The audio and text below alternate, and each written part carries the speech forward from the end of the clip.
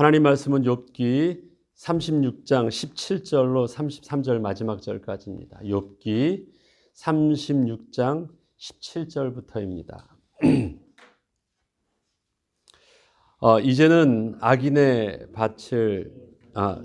이제는 악인의 받을 벌이 그대에게 가득하였고 심판과 정의가 그대를 잡았나니 그대는 분노하지 않도록 조심하며 많은 뇌물이 그대를 그릇된 길로 가게 할까 조심하라.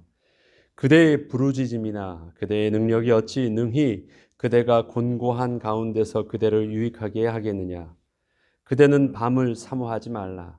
인생들이 밤에 그들이 있는 곳에서 끌려가리라. 삼가 악으로 치우치지 말라. 그대가 환난보다 이것을 택하였느니라. 하나님은 그의 권능으로 높이 계시나니 누가 그같이 교훈을 베풀겠느냐. 누가 그를 위하여 그의 길을 정하였느냐. 누가 말하기를 주께서 불의를 행하셨나이다 할 수 있으랴. 그대는 하나님께서 하신 일을 기억하고 높이라. 잊지 말지니라. 인생이 그의 일을 찬송하였느니라. 그의 일을 모든 사람이 우러러 보나니 먼데서도 보느니라. 하나님은 높으시니 우리가 그를 알 수 없고 그의 햇수를 헤아릴 수 없느니라. 그가 물방울을 가늘게 하시며 빗방울이 증발하여 안개가 되게 하시도다. 그것이 구름에서 내려 많은 사람에게 쏟아지느니라. 겹겹이 쌓인 구름과 그의 장막의 우레소리를 누가 능히 깨달으랴. 보라, 그가 번갯불을 자기의 사면에 펼치시며 바다 밑까지 비치시고 이런 것들로 만민을 심판하시며 음식을 풍성하게 주시느니라. 그가 번갯불을 손바닥 안에 넣으시고 그가 번갯불을 명령하사 관역을 치시도다. 그의 우레가 다가오는 풍으로 알려주니 가축들도 그 다가옴을 아느니라. 아멘. 저희가 새벽 예배의 본문은 생명의 삶을 따르고 있습니다. 생명의 삶에 보면 성경의 본문이 있고 또 그 밑에 저희가 보는 책에는 영어 내용도 함께 나옵니다. 그리고 그거에 대한 또 짤막한 해석들이 그래도 신학적으로 잘 정리되어져서 우리에게 알려주고 있습니다. 그리고 예화도 있습니다. 그것이 매일매일 우리가 묵상하는데 참으로 유익한 것 같습니다. 여러분도 늘 생명의 삶의 그 부분들을 읽으시기를 바랍니다. 또 읽고 계시겠지만 그 다음에 또 한 가지 생명의 삶에 나오는 것이 있습니다. 그게 뭐냐면 그 앞에 보면 이번 달 생명의 삶에 나오는 그 성경책, 이번 달은 욥기와 디모데후서를 했잖아요. 디모데후서 내용하고 또 욥기 뒤 그 내용들에 대한 개괄적인 흐름들을 잘 보여주고 있습니다.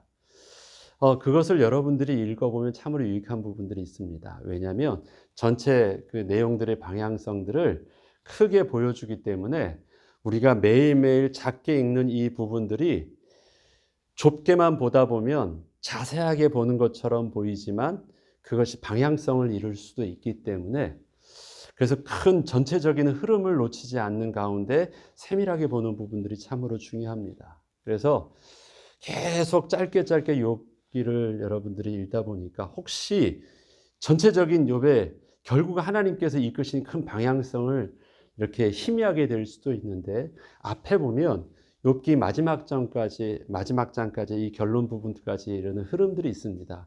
여러분들이 그 부분들도 한번 읽어보면 전체적인 욥기를 따라서 여러분들이 인도받는 부분에 그래도 잘 인도받을 수 있도록 유익하니까 한번 또 다시 확인해 보시기를 좀 권하여 드립니다. 오늘 계속해서 욥기 36장 후반부에 나와 있는 부분도 엘리후가 계속 말하고 있습니다. 여러분, 하나님께서 우리의 계시의 눈을 열어주신다고 하시죠. 그래야지 하나님을 알 수 있고 볼게 하십니다. 그런데 이런 것입니다. 남이 내게 보여주면, 남이 내 귀에 들려주면요, 그것은 지적질이라고 말을 합니다. 너 이거 몰랐으니까 알아봐 하고 보여주는 것. 그것은 되게 옳은 말을 하는 것처럼 보이지만 이 지적질이 되어지면 그게 뭐가 되면요. 나에 대해서 굉장히 자존심을 상하게 합니다. 나를 무시하는 것 같고 그 다음에 내 속에 있는 나를 무지하다고 말하는 것 같고 그 다음에 말하고 싶지 않은 것을 막 드러내려고 하는 거기 때문에 그것이 지적질로 느껴지면 자존심 상합니다. 그런데 똑같은 그 진리의 내용을요. 내가 스스로 보게 되고 스스로 깨닫게 되면 그것은 지적질이 아니라 깨달음이 되어지고요. 그 깨달음은 나에게 새로운 생각과 변화를 일으키는 원동력이 되고 나에 대해서 자존감을 높이는 또 하나의 모습이 됩니다. 하나님께서 우리에게 계시의 영을 허락하여 주신다고 하실 때 그 계시는 하나님께서 눈을 열어주시는 것입니다. 그럼 보는 자는 누구예요? 나예요. 보게 하시도록 눈앞에 대는 것이 아닙니다. 다 세상의 자연 만물은 똑같아요. 사건도 똑같아요. 우리한테만 다른 것을 보여주고 저들한테는 다른 것을 보여주는 것이 아닙니다. 똑같은 상황과 사건과 똑같은 환경 속에 같이 있는데 우리는 그곳에서 저들이 보지 못하는 또 다른 것을 또 봐요. 왜 볼 수 있을까요? 하나님께서 우리의 계시의 영을 허락하여 주셨어요. 그런데 그것은요. 보게 하시는 거예요. 그래서 누가 보고 있습니까? 내가 보고 있는 거예요. 누가 듣고 있어요? 내가 듣게 하고 있어요. 내가 듣고 있어요. 그런데 그 볼 수 있는 나의 영을 깨워주시고 그러니까 재창조하여 주셔서 나의 영혼의 귀가 나의 영혼의 눈이 나의 영혼의 마음을 기경하여 주셔서 그 말씀이 품게 하여 주시는 하나님의 재창조의 은혜가 나로 하나님의 음성을 듣게 하고 보게 하신 것입니다. 그러면 어떤 변화가 일어납니까? 그때 나의 생각과 나의 행동이 변화해요. 여러분들에게 누군가 지적질을 하면 여러분들은 그 내용들에 대해서 어떻게 반응합니까? 아, 그래, 그 말이 맞아. 그래, 네가 오라. 그러면서 그것이 받아들이면서 여러분들의 마음들을 변화시키고 여러분의 삶에 겸손히 무릎 꿇게 합니까? 아니에요. 그것이 옳다고 하더라도 그것은요, 나를 반항하게 하고요.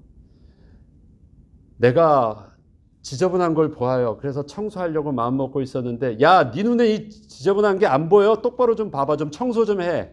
라는 한마디는요. 정반대의 결과를 낳게 해요. 그게 지적질과 그 다음에 내가 깨닫게 되어지는 심령의 차이예요. 상황과 팩트는 똑같아요. 내용도 똑같아요. 그러나 그것이 우리 속에서 변화를 일으키는 것은 굉장히 다른 것입니다. 타이밍의 문제예요. 하나님께서 계속해서 욥기를 통해서 우리에게 말씀하시는 또 다른 언어는 무엇입니까? 침묵의 언어예요. 침묵의 언어. 새 친구와 엘리후는 무엇입니까? 욥에 대해서 결론을 내리고 있는 것이 있어요. 욥이 지금 모든 상황이 잘못된 것이고 그 문제를 해결해 주기를 원해요. 그 문제를 해결해 주려고 하는데 욥이 뭘 안 하고 있어요? 회개를 안 하고 있어요.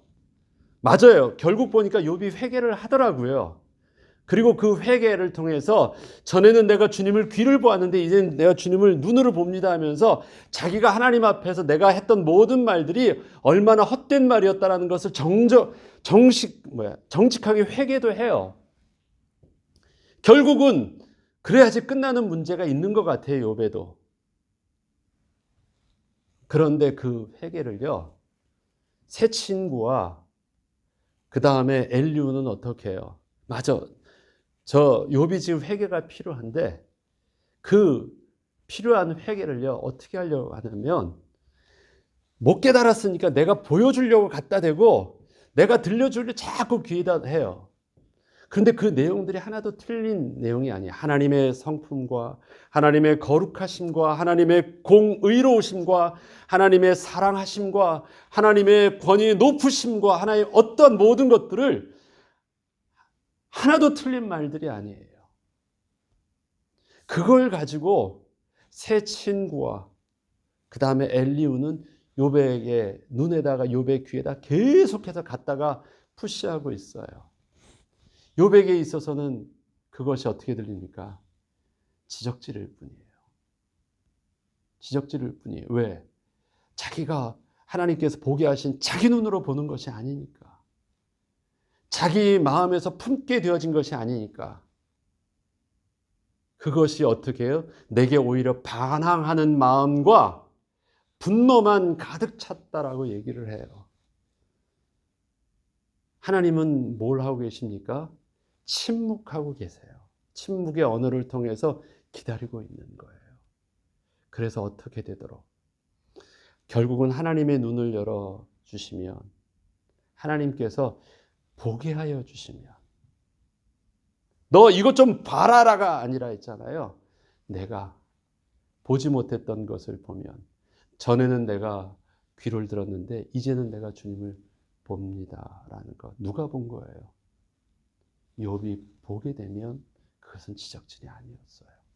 그것은 지적질이 아니라 하나님께서 나를 통해서 아무도 내게 지적질한 것이 아니라 내 안에서 일어나는 일들이었기 때문에 그것이 반항하는 마음도 자존심 상하는 마음도 부끄러운 것도 아니뇨. 내가 정직하게 하나님 앞에 무릎 꿇을 수 있는 은혜가 있어요. 결국 우리의 인격이 변화되지 아니하면, 인격적으로 그 하나님을 만나지 못하면 우린 변화되지 않아요. 지식이 변화시키는 것 아니에요. 하나님은 거룩하시다고 얘기해요. 하나님은 높은 데 계시다고 해요. 하나님은 만물을 운행하신데 하나님의 섭리 가운데 오늘도 운행하시다고 엘리후가 얘기를 해요. 그런데 그것을 듣는 욥은요, 고리타분한 얘기예요. 당연한 얘기예요. 틀린 말은 아닌데요. 그것이 욥의 마음을, 욥의 신앙에 그 어떠한 자극도 주지 못하는, 알아, 다 알아. 그렇지만 아무런 영향력을 입힐 수 없는 그냥 지식적인 하나님일 뿐이에요. 왜 그렇습니까? 틀린 말은 아닌데 아무런 의미가 없습니다. 혹시 우리의 설교가 혹시 그렇게 들려지고 그렇게 말하고 있다면 이게 살아있는 예배예요. 살아있는 말씀이요. 살아있는 우리의 하나님 앞에서의 산자의 예배가 되겠습니까? 틀린 말은 아니에요.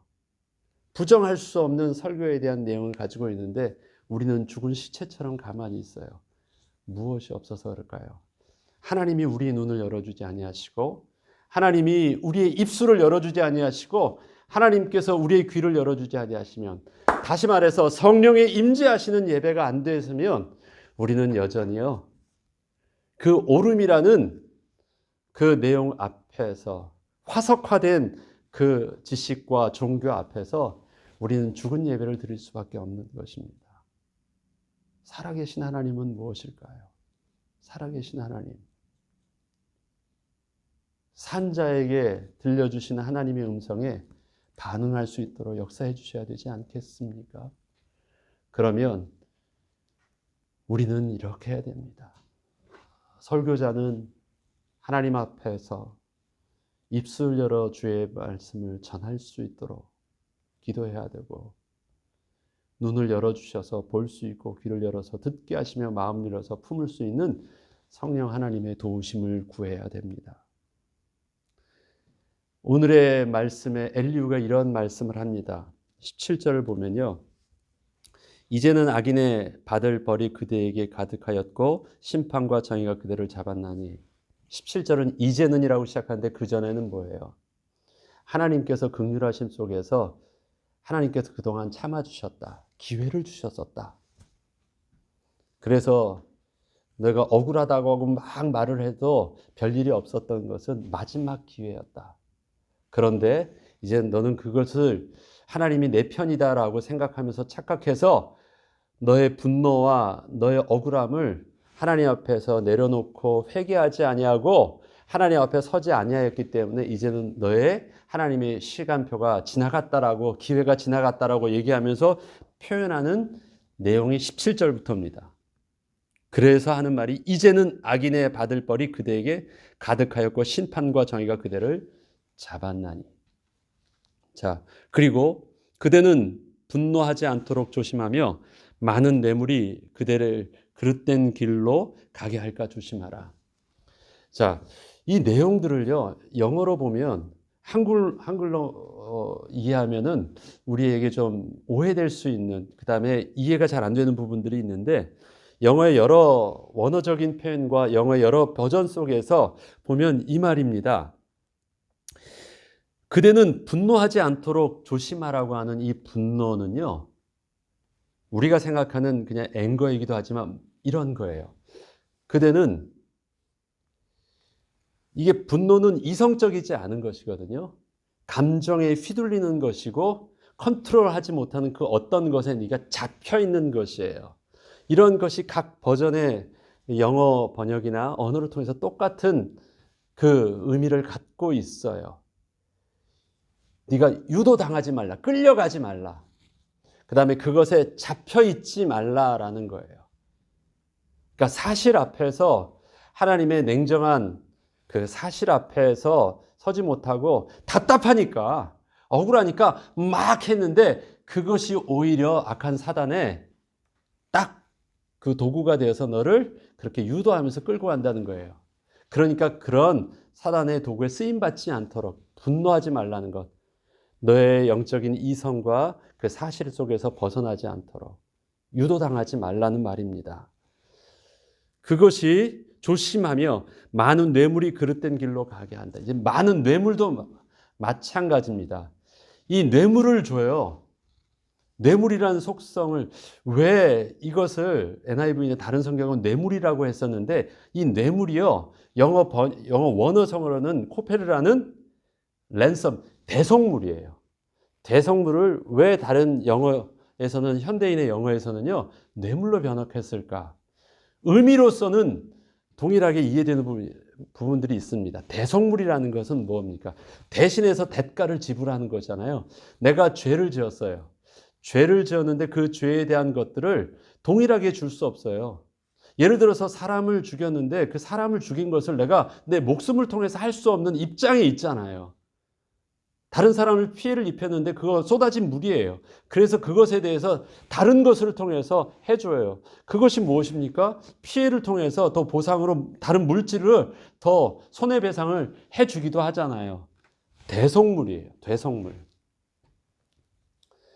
그런데 이 대속물이요, 정당하게 어쩔 수 없어서 줄 수 있는 것은 대속물이 될 수 있어요. 그런데 뇌물이라고 하는 건 뭐예요? 그 대가를 다른 방향으로 해서 해결하려고 하는 게 뇌물이에요. 예, 내가 잘못을 해서 이만큼 해서 이 문제를 해결해야 되는데 이 문제를 내가 다 내 대가를 치르기가 힘들어요. 그래서 뒤로 해가지고 어떻게 해요? 다른 것을 통해서 그 대가를 치러요. 그래서 내가 100을 주는 것보다는 내가 50을 다른 뇌물을 통해서 주어서, 그래도 나는 어떻게 해요? 대가를 치르긴 치러요. 그런데 정식적으로 치르지 아니하고 다른 식으로 치러요. 이것이 뇌물이라는 것, 정당하지 않다는 건 알지만 나는 그렇게 해서라도 문제를 해결하려고 해요. 그런 의미에서 뇌물이라는 개념을 쓴 거예요. 대성물로. 그러면 그것이 왜 이런 말을 쓰냐면 잘 알아야 될 일들이 있습니다. 분노하지 않도록 조심하다라고 하는 것은요, 내 문제에 대해서 엉뚱한 길로 유도받지 않도록 조심하라고 하는데, 뇌물이 그대를 그릇된 길로 갈까 염려한대요. 뇌물이 그릇된 길로. 내가 하나님 앞에서 지은 죄가 있습니다. 그런데 이렇게 해요. 너 잘못 있다라고 하나님이 말씀하는데 이런 식으로 반응해요. 하나님, 그래도 내가 죄보다 낫잖아요. 내가 하나님 앞에서 했었던 의, 하나님 앞에서 열심, 어떻게 해서든지 죄 안 지으려고 했었고, 우리 자녀들의 문제 속에서도 하나님 앞에서 죄진 것이 있으면 해결하려고 아이들 문제 속에서 내가 얼마나 하나님께 성실하게 살려고 했고, 종들에게도 얼마나 내가 저들 편에 서서 잘 도와주려고 다 했지 않았습니까? 하나님, 그러면 아무리 이 죄에 대한 부분들이 하나님 보시기엔 있다고 하더라도 내가 저들보단 낫지 않습니까? 라고 해서 그 의를 가지고 하나님 앞에 어필하려고 해요. 그러면 그 의는 어떤 의예요? 절대적인 의가 아니라 상대적인 의예요. 그러면 그게 하나님 앞에서는 대속물이 될 수 있을까요? 하나님, 나는 좀 다르다고 말할 수 있는 그것을 갖다 냈는데 이것은 뭐예요? 저들보다 좀 낫다라고 하는 것을 어필한 것이지 하나님 앞에서의 온전한 의에 대한 내용을 가지고 하나님 앞에 어필하는 건 아니에요. 그럼 그게 뭐예요? 뇌물이 되는 거예요. 이해되시겠습니까? 욥이 지금 억울하다고 말을 하는데 그 억울하다라고 얘기하는 그 근본에 깔려 있는 것은 무엇입니까?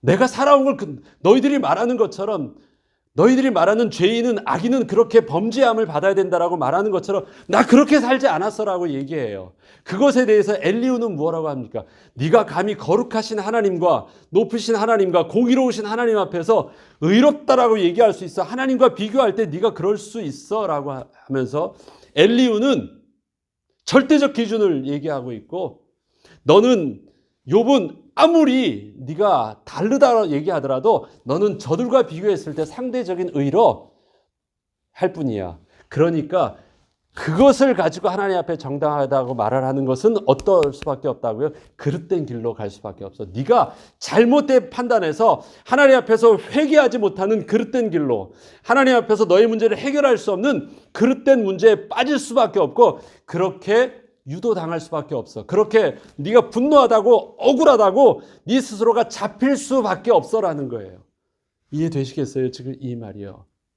엘리후가 말하고 있는 것이 있습니다. 다시 한번 보죠.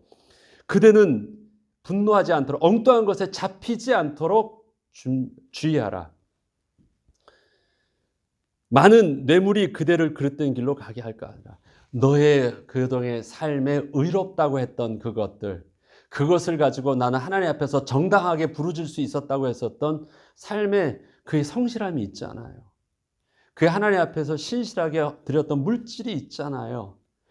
세상 사람들과 다른 그들의 신앙과 도덕과 삶에 그들이 베풀었던 그다음에 많은 사람들이 인정했던 그것이 있잖아요. 근데 그것이 실질적으로 뭘 맡고 있어요? 욥이 하나님 앞에 진정한 회개를 할 수 없도록 그릇된 길로 인도하고 있대요. 그것을 엘리후는 말하고 있어요. 틀리지 않습니다. 하나님이 엘리후를 통해서 하시는 말씀이에요. 그런데 이것이 어떻게 돼요? 지적질로 들려지니까 안 들릴 뿐이에요. 틀린 말이 아니에요. 이 말씀처럼 욥은 결국은 회개합니다. 어떻게 되었을 때? 하나님이 눈을 열어서 보게 하시고 듣게 하실 때.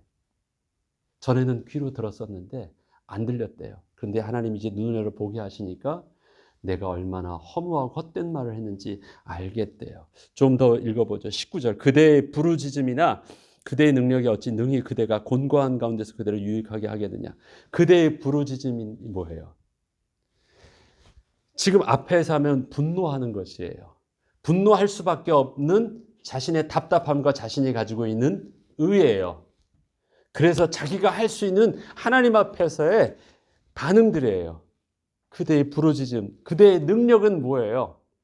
이것이 바로 그가 제시하는 거짓된 뇌물 같은 지난날의 자기의 의였고 자기의 삶에 그래도 자부심이었고 신앙적인 내 인생 속에서 자기를 자존감 있게 했었던 그 의로움들이었어요. 그런데 너의 그 답답하다고 어필하는 부르짖음이나 너의 분노나 너의 인생의 능력이 어찌 능히 그대가 곤고한 가운데서 그대를 유익하게 하겠느냐? 그래요. 그렇게 할 수 있는 게 아니래요. 그대는 밤을 사모하지 말라. 밤을 사모한다라는 말은 표현이 이것입니다. 너가 죽으면 끝난다고 얘기하지 말래요. 하나님 이제 나 죽여주세요. 죽게 해주세요. 포기하면 하는 말이잖아요.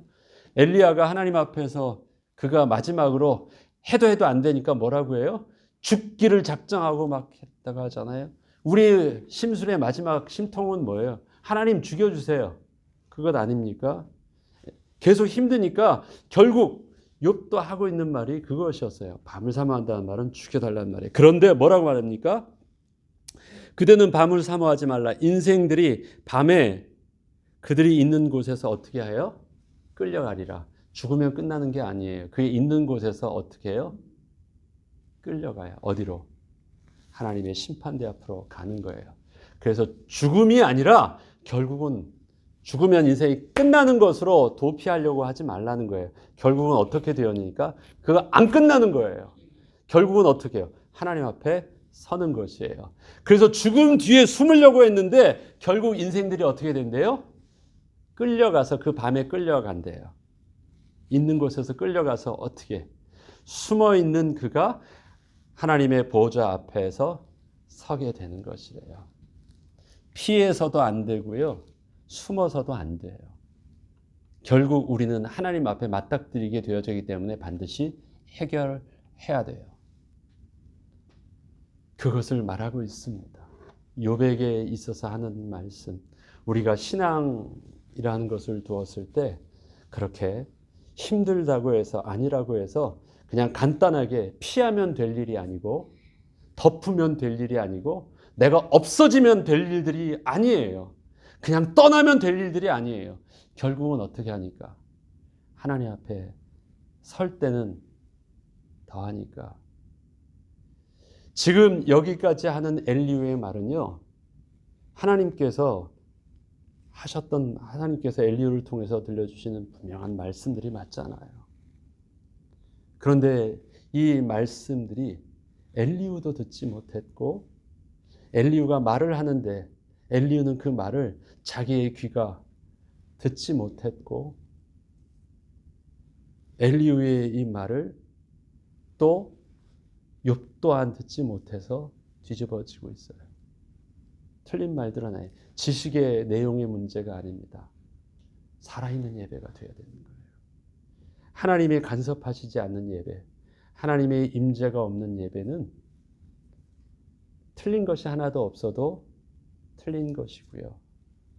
성령 하나님이 임재하시면 하나님께서 오순절 마가다락방에 성령의 임재하심 속에서 눈을 열어서 하나님의 큰일 하심을 보게 하시고 귀를 열어서 듣게 하시고 입술 열어서 말하게 하실 때 일어났던 하나님의 재창조의 역사가 있지 않으면 살아있는 예배가 되지 아니하면 그 어떤 것도 의미가 없는 것입니다. 그래서 우리는 날마다 어떻게 해야 돼요? 성령 하나님의 도우심을 구하며 예수 그리스도의 은혜를 붙잡고 날마다 나가야 되는 우리는 겸손함이 있어야 됩니다. 여기서 오늘 본문에 계속하고 맞는 그대의 부르짖음과 그대의 능력, 그대의 많은 뇌물 이런 것들은 다 어떤 것입니까? 내가 붙잡았다고 생각하는 것들이에요. 내가 가지고 있는 그것이에요. 이 정도를 가지고 내가 하나님 앞에 어필할 수 있다라고 생각하는 것이에요. 그런데 하나님은 뭐라고 말씀하십니까? 하나님은 바울 사도를 통해서 내가 잡은 것을 잡은 것으로 여기지 아니하고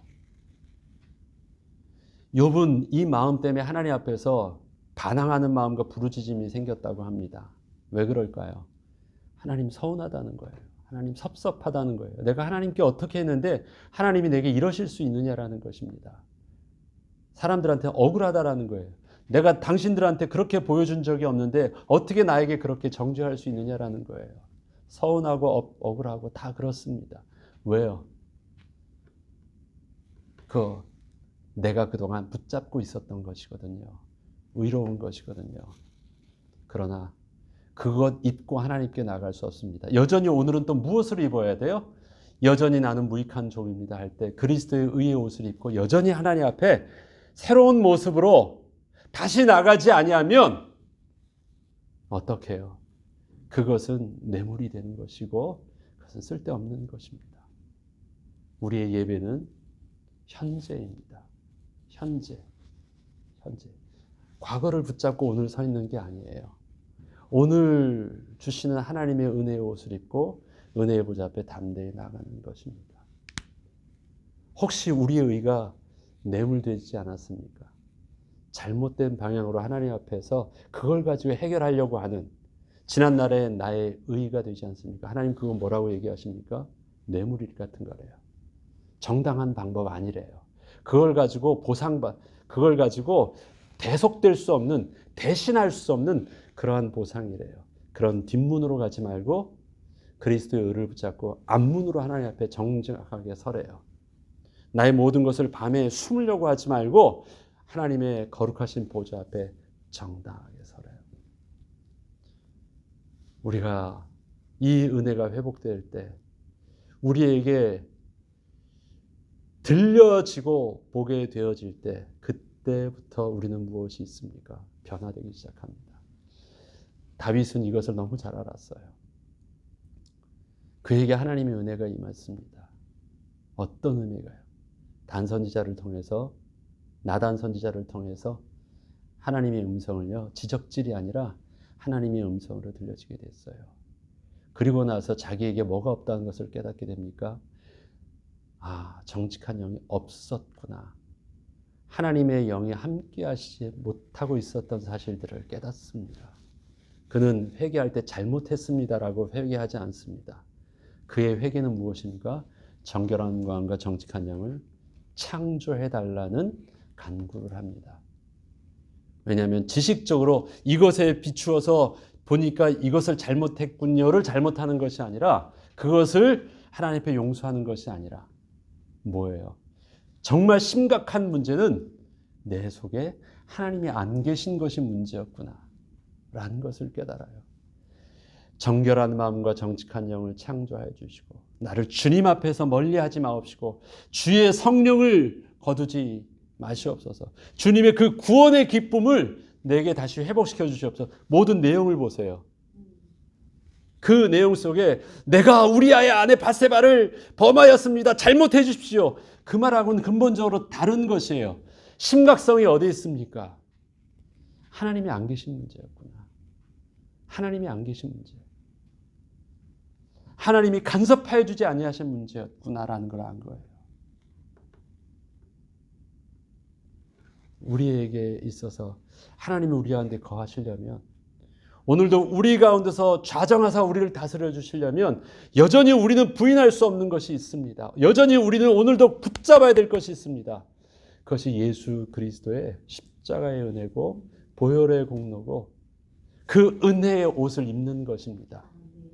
은혜의 옷을 입어야지 그 의가, 내 의가 아닌 그리스도의 의가 나를 의롭다 칭하여 주시면 그 은혜의 옷을 입어야지 하나님 앞에 오늘도 여전히 나아갈 수 있습니다.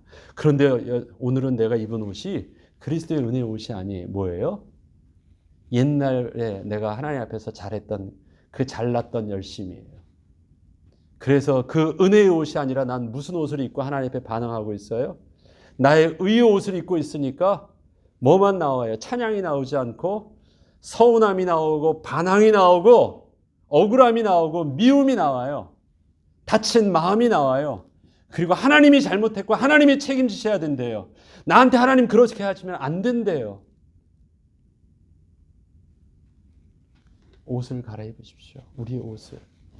우리 그럴 수 있는 존재 아니에요. 그 말이 오늘 합니다. 그대는 잡혀있지 않도록, 분노하지 않도록 조심하라. 많은 뇌물이 그대를 그릇된 길로 가게 할까 조심하라. 이것이 우리에게, 저와 여러분에게 하나님의 큰 음성 가운데 다시금 하나님 앞에 무릎 꿇게 하고 은혜의 보좌 앞에 거룩한 예배를 회복해 하시는 은혜의 축복소로 인도받는 저와 여러분 되길 주 이름으로 축원합니다. 주기도문으로 마치겠습니다.